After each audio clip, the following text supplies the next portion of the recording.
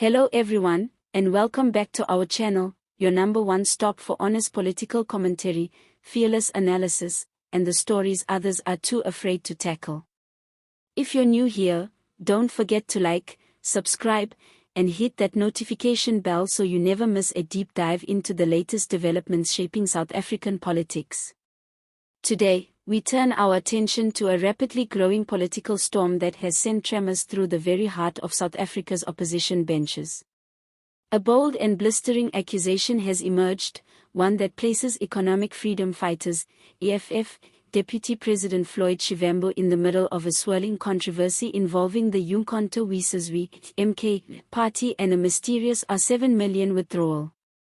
Prominent political journalist Tshidi Madia has publicly questioned Shivambu's deafening silence on the issue. And in doing so, she's done what many political commentators and even party loyalists have hesitated to do: hold the EFF leadership accountable for inconsistency in its war against corruption. Let's break this all down. According to Madia, Shivambu's failure to address or even acknowledge the suspicious financial activities linked to the MK party doesn't just raise eyebrows, it exposes a serious credibility gap. In her words, silence in the face of wrongdoing is complicity. That phrase alone has since ricocheted across South Africa's political landscape. And when you look at the facts, it's clear why this scandal is gaining momentum. The MK party, a rising political force spearheaded by former President Jacob Zuma, has barely settled into its new role in parliament before finding itself under fire. Reports surfaced recently suggesting that over R7 million was withdrawn from the party's accounts under murky and suspicious circumstances. There has been no detailed explanation, no audit results released, and no transparent paper trail shared with the public. All this has led to speculation that the party may be engaged in financial mismanagement, or worse, outright looting. And while the allegations continue to snowball, Floyd Shivambu, a figure widely known for his fiery denunciations of corruption and corporate capture, has remained completely silent. No public statement. No press conference. No tweets. Just silence.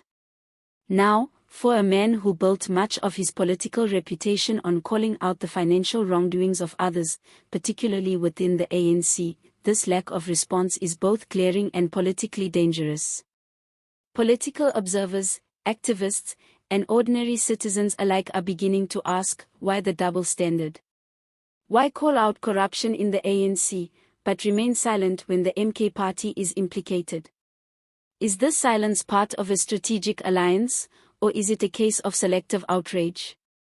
The EFF has long styled itself as a moral watchdog in South African politics, consistently challenging the ethics and integrity of both ruling and opposition figures.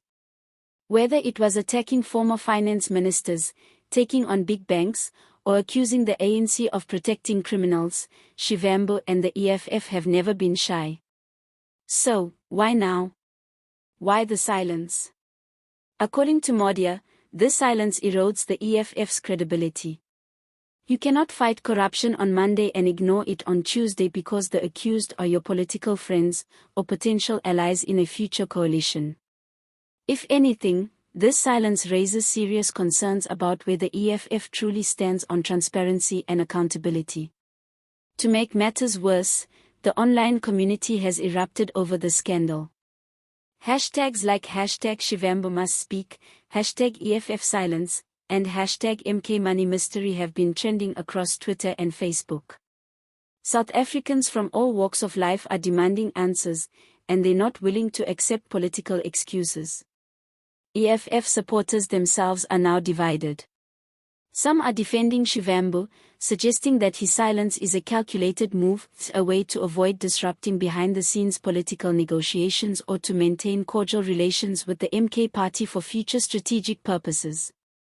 But others argue that this kind of silence is precisely what breeds corruption. When leaders pick and choose when to speak based on political convenience, we lose any hope of consistent, values-based governance. It's important to understand that this is not just a scandal about money, it's a scandal about integrity. The MK party has yet to provide a full statement explaining the R7 million withdrawal. Zuma, for his part, has remained typically aloof, saying very little publicly about the matter. But we know from past experience that where there is smoke, there's often fire. And when millions of rands are quietly siphoned off in a political party barely a year old, the country has every right to ask, what's really going on here? Let's also not forget that this controversy arrives at a time when the South African public is growing increasingly disillusioned with political elites. Municipal mismanagement, rolling blackouts, water shortages, collapsing infrastructure, and service delivery failures have left citizens frustrated and skeptical of every promise made by those in power. So when a figure like Shivambu, who is seen by many as a fighter for the people, chooses silence in the face of a major financial scandal, especially one tied to a party like MK, known for its close ties to Zuma and questionable political ethics, it doesn't just feel like a betrayal. It feels like confirmation that no one is truly immune from political hypocrisy. There's also a broader concern here: if opposition parties like the EFF and MK can't hold each other accountable, then who will? The ANC has already suffered serious reputational damage from decades of internal corruption. But when the parties that are supposed to replace them begin to mimic their behavior, what hope does the country have? For now, the pressure is on Floyd Shivambu. He has two choices: either address the scandal head-on, explain his silence, and hold the MK party accountable, or continue to ignore it and risk losing the moral authority that the EFF has tried so hard to build over the years. And let's be honest, this is not just about the EFF. It's about the future of our democracy. It's about whether political parties in South Africa can truly clean up their act, or whether we are doomed to repeat the same cycle of silence, scandal, and selective outrage. As South Africans, we must demand more from our leaders. Silence is not leadership. And complicity, whether active or passive, must be exposed, challenged, and ultimately dismantled. So what do you think? Is Floyd Shivambu's silence just a strategic move, or is it a sign of deeper political hypocrisy within the EFF? Should he break his silence and call out the MK party? Or is this just the beginning of a much larger realignment in South African politics? Let us know in the comments below. If you found this breakdown informative, please give us a thumbs up, subscribe to the channel, and don't forget to share this video with your friends and family. We'll continue to track this story as it develops, and believe us, it's far from over. Thank you for watching.